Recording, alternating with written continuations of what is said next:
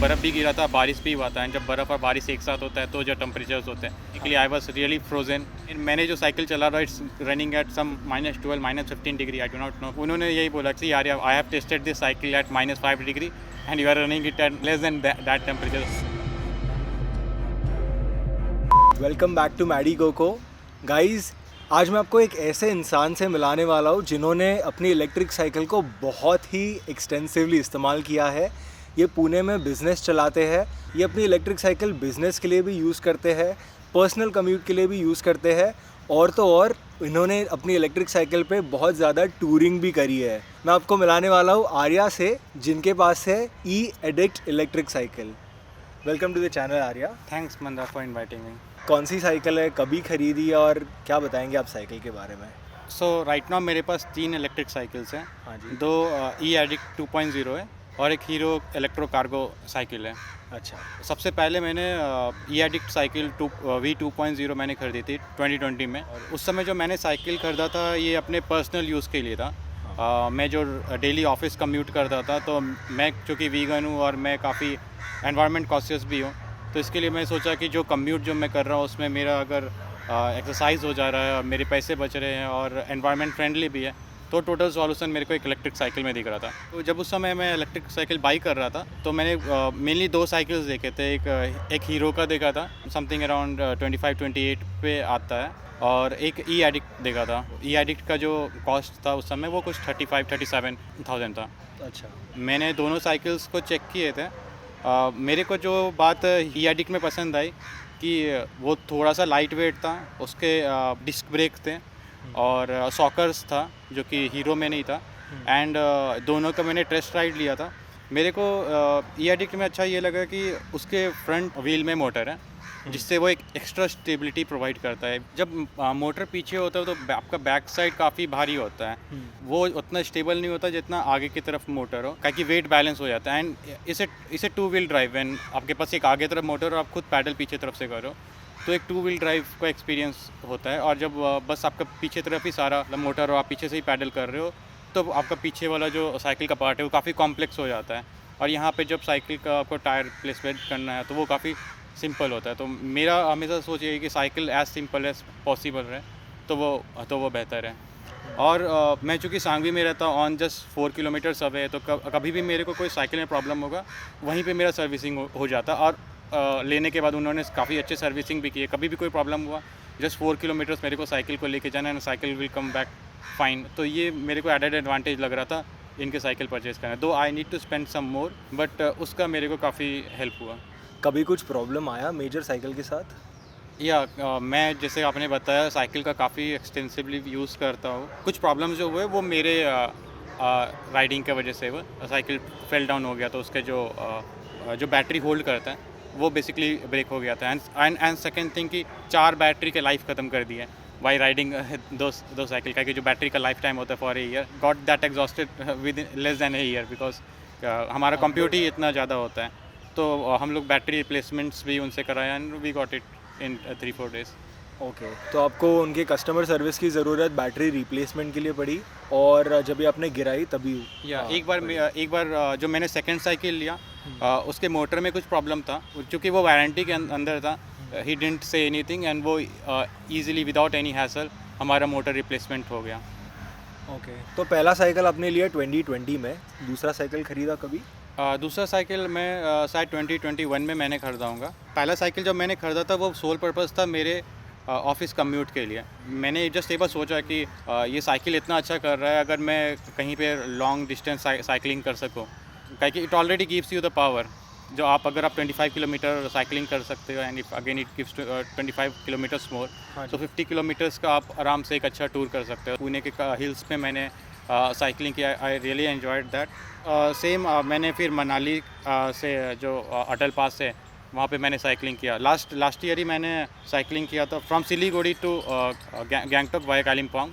वो भी मेरा काफ़ी one of the best rides था। सर, पुणे से ट्रेन में डाल के लेके गए थे क्या? या तो पुणे से हम लोग ट्रेन पे लेके गए थे from to Kolkata, and Kolkata से again I carried it on bus to Siliguri, and Siliguri से फिर मैंने गैंगटॉक तक का पूरा साइकिल से किया एंड वे बैक।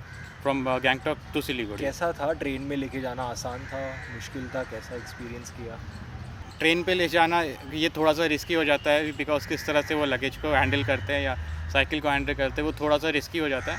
हाँ। But I always keep my finger cross किया जब वो ट्रेन से निकले, इट्स वेल एंड गुड। तो अच्छी बात ई एडिक्ट में क्या होता है कि my cycle doesn't have gears, my cycle doesn't have any complex thing. there is motor, there is the motor controller and the battery I can keep it with me. So the chances of कि कुछ ख़राब होगा is quite less. जो भी complex part था मैं उसको अच्छे से wrap around कर देता हूँ। अगर brakes में कोई दिक्कत होता है then I can get it repaired, discs में कुछ repair, but the electronics part I try to keep that safe. जब भी आपने इसको बर्फ़ में लेके गए तभी आपका कैसा एक्सपीरियंस रहा? आपने मुझे बताया पहले कि कंपनी ने बोला था कि ये कुछ -5 डिग्री तक इन्होंने टेस्टिंग किया है और अब उसे जो टेस्ट किया उससे ज़्यादा कम टेम्परेचर में लेके गए। या सो एक्चुअली मैं मनाली से अटल पास तक साइकिलिंग कर रहा था। हाँ। और जब मैं गया था तो वहाँ पे बर्फ़बारी कुछ भी नहीं हुआ, बट वो काफ़ी अनएक्सपेक्टेडली काफ़ी ज़्यादा बारिश हुई थी। उस मतलब बर्फ़ भी गिरा था, बारिश भी हुआ था। एंड जब बर्फ़ और बारिश एक साथ होता है तो जो टेम्परेचर्स होते हैं हाँ। वो काफ़ी डिफ़िकल्ट होता है। मतलब मेरे साइकिलिंग करने के लिए आई वॉज रियली फ्रोजन। तो I was there at the same route and I called a addict की मैंने जो साइकिल चला रहा it's running at some -12 -15 degree, I do not know. But तो उन्होंने यही बोला कि अभी ऐसी आ रही है, I have tested this cycle at -5 degree and you are running it at less than that temperature. But actually जब साइकिल रन होता है the motor gets bit heated up, so I expected no there won't be any problem, और I was trying to save myself rather than the battery. Range drop हुआ battery का ठंडी में? I didn't calculate that. मेरे दिमाग में वो range वाली बात ही नहीं थी। अच्छा। एंड एक्चुअली जब मैं डाउन स्लोप कर रहा था हाँ। तब द होल ट्रिप में साइकिल इस तरह से था जिस तरह से आयरन मैन जारविस की तरह रहता है। नाइस। ये आपने पुराने साइकिल पे ट्रिप किया बराबर? इसके बाद जब आपने 2021 में नया साइकिल ख़रीदा वो साइकिल पे भी आप ट्रिप किए राइट? या सो एक्चुअली मैं और मेरे भाई दोनों ट्रिप कर रहे थे and we cycle from Haridwar to Devprayag, और उसमें भी काफ़ी सीमलेस एक्सपीरियंस है, हमें कोई दिक्कत नहीं हुआ। दो काफ़ी ज़्यादा साइकिलिंग करना पड़ रहा था because the elevation was very much, cycle was motor control was getting heated up a lot. अच्छा, दोनों साइकिल्स के? या because it was a complete, या दोनों साइकिल्स चल रहे थे बिकॉज इतना ज़्यादा एलिवेशन था, the motor was running all the time. Just suppose like you are cycling the entire 2 hours just in upslope, तो cycle gets heated up a lot and we just need to stop कि थोड़ा cool down हो जाए। So it didn't create any problem but we were just being safe.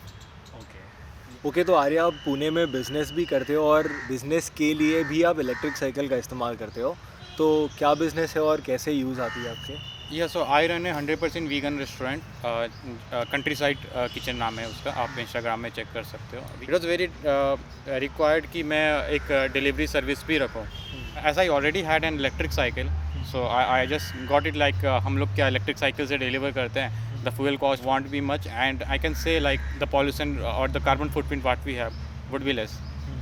तो इसलिए हम लोग ने इलेक्ट्रिक साइकिल से डिलीवरीज करना चालू किया। तो स्टार्ट में हमारे पास एक इलेक्ट्रिक साइकिल थे जो कि मैं पहले अपनी कम्यूट के लिए यूज़ करता था, so I was just using that, the initial investment was already made way before. सो उसके बाद फिर हमें क्या लगा कि और हमें और साइकिल्स की ज़रूरत पड़ेगी। We took then Hero cargo cycle, but the problem what I face was the cycle wasn't that fast जिससे हम लोग डिलीवर कर सके to a larger distance in Pune. आपने ये हीरो साइकिल जब भी दूसरा ई एडिक्ट ख़रीदा उसके पहले ख़रीदा हीरो या बाद में ख़रीदा? पहले हीरो मैंने खरीदा, और हीरो में मेरे को क्या दिखा कि the carrying capacity was much, but या स्पीड लो होने की वजह से मेरे को एक फिर अगेन सेकंड नीड लगा कि मेरे को एक और साइकिल लेना पड़ेगा। तो उसके लिए फिर मैंने सेम ही साइकिल मैंने सेकंड लिया, जस्ट डिफरेंट कलर लिया। तो इसमें मेरे को फ़ायदा क्या हुआ कि दोनों बैटरीज कंपैटिबल थे एंड मैंने एक्स्ट्रा 2 बैटरीज और लिए थे, एक्चुअली एक्स्ट्रा 3 बैटरीज मैंने और लिए थे। हमारा जो रेंज का प्रॉब्लम है वो सॉर्ट आउट हो गया, मतलब कोई एक बंदा जा रहा है डिलीवर करने के लिए तो other battery gets charge, so when it comes back we already have a charge battery. ये कितना कैपेसिटी वाला बैटरी आपका? रफली I think it's 5.3 h battery, 5.2 h battery. और इसका रेंज जो उन्होंने वो जो बोलते हैं वो सम 25 किलोमीटर्स का रहता है, but as the battery gets used up उसका रेंज कुछ 12 किलोमीटर तक भी आ जाता है and then it's gets dead. तो हम लोग इसके लिए वही मल्टीपल बैटरीज रखते हैं आपको रियल वर्ल्ड रेंज कितना मिल रहा है? 25 कंपनी क्लेम कर रहा है और real world Yeah, the brand new battery has a range of around 20 to 23 kilometers, but as it gets used up, it comes down to 12 kilometers. आपने जब भी नए बैटरीज खरीदे तो उसका क्या प्राइस पड़ा आपको? नया बैटरी का जो कॉस्ट था वो 8,000 से 10,000 के बीच में था, but again the wonderful support from the e-addict team की जब आप पुराना बैटरी जब वो एग्जॉस्ट हो गया आपको उसको रिप्लेस करना है, they will just change the lithium and वो BMS और बाकी जो केसिंग एंड एवरीथिंग है वो वैसे ही रहता है. So it cost me around some 6,000 rupees. Okay, nice, that is something unique. ये मैंने बाकी इलेक्ट्रिक साइकिल्स को करते हुए सुना नहीं हो अब तक मैं. That's the benefit of buying from local. Nice. Overall आपका एक्सपीरियंस कैसा रहा e-addict के साथ? Positive, negative? Yeah, overall it's positive. The only thing is they cost a bit higher than the regular cycles. क्या प्राइस है? Right now it's at 37, but the range is just 25 kilometers. But I feel I can get the same at some 26,000 something. Okay. क्या आपकी नज़र कोई और electric cycle पे है जो आप ख़रीदना चाहते हैं या ख़रीदने वाले हैं? जो अगला प्लान है मेरा साइकिल बाइक करने का, इस I am thinking something which I can integrate with the Pune metro, so the someone can carry it to the Pune metro and then he can deliver it to those parts. So I am looking for some cycle which is foldable. Overall और आप कुछ कहना चाहेंगे subscribers को electric cycles के बारे में? आपका एक ओवरऑल एक्सपीरियंस कैसा रहा? Not e-addict in general, but जो भी इलेक्ट्रिक साइकिल्स आपने ट्राई किए हैं. बहुत लोग आप लोग साइकिलिंग के लिए आप लोग सोचते होंगे कि हम लोग कम्यूट के लिए यूज़ कर सकते हैं, हम लोग ऑफिस कम्यूट के लिए यूज़ कर सकते हैं. सो आई जस्ट रिकमेंड कि आप इलेक्ट्रिक साइकिल ट्राई करो, because when you reach your office आप उतना थके भी नहीं रहोगे एंड आपका एक्सरसाइज भी हो जाएगा, यू विल बी हेल्दी. और ऑब्वियसली आप ये काफ़ी अब इकोनॉमिकल भी हो गया जब वो पेट्रोल प्राइसेस हाई कर रहे हैं तो सो या आप डेफिनेटली ट्राई कीजिए एक बार इलेक्ट्रिक साइकिल्स का एक राइड लीजिए, देखिए आपकी नीड के लिए क्या बेस्ट है. और मैडिको को काफ़ी अच्छा बताते ही हैं कि कौन सा साइकिल बाई करना चाहिए, किसका रेंज क्या है, कौन आपके बेस्ट बिजनेस सूट के लिए. Thank you so much for being in the video Arya. Thanks. I hope आपका इनसाइट्स लोगों को हेल्प करे साइकिल के बारे में. एंड डू सब्सक्राइब टू मैडिको को. Thank you so much.